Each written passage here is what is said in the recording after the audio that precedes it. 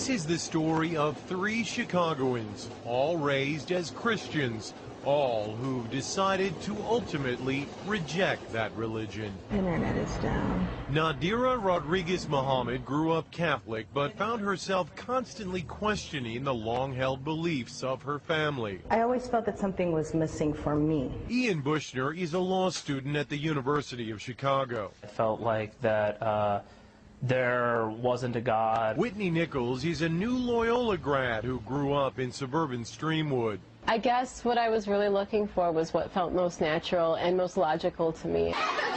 When Nadira entered high school in the mid-1990s, she became friends with a group of Muslim girls. They just had this level of contentment and a sisterhood that was, I wanted to be a part of that. Ian drifted towards the Muslim students at his high school as well. I remember defending some of my friends at school from accusations, after 9/11. And then I started reading the Quran. I said, oh, here is a form of God that I've never been presented before. After September 11, the interest actually increased. Dr. Assad Basul is professor at Chicago's Islamic American College.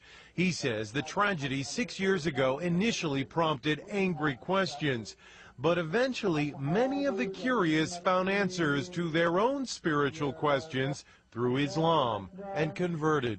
Sometimes, negative things bring positive things. In fact, according to a first-ever random sampling of American Muslims by the Pew Research Center, 21% of the nation's 2.4 million Muslims are converts to the faith. Eventually I realized that I was looking to the Quran for advice, for direction, and at the point that you believe that the Quran is revelation from God, then you're a Muslim. The conversion has meant many changes in their lives. Ian prays 5 times a day. You'll finish a prayer and realize, I've just screwed something up. I've done something mean to somebody. Let me go back and correct that. Nadira wears the scarf, or hijab as it's called. It is part of my character, modesty.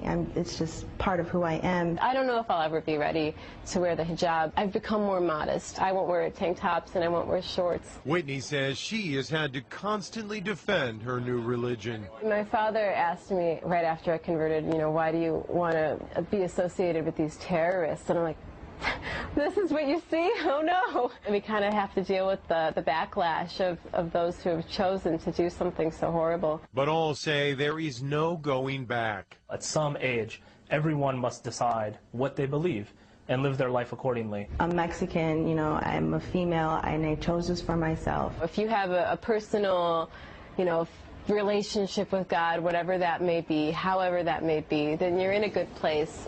Mark Sexenmeyer, Fox News, Chicago.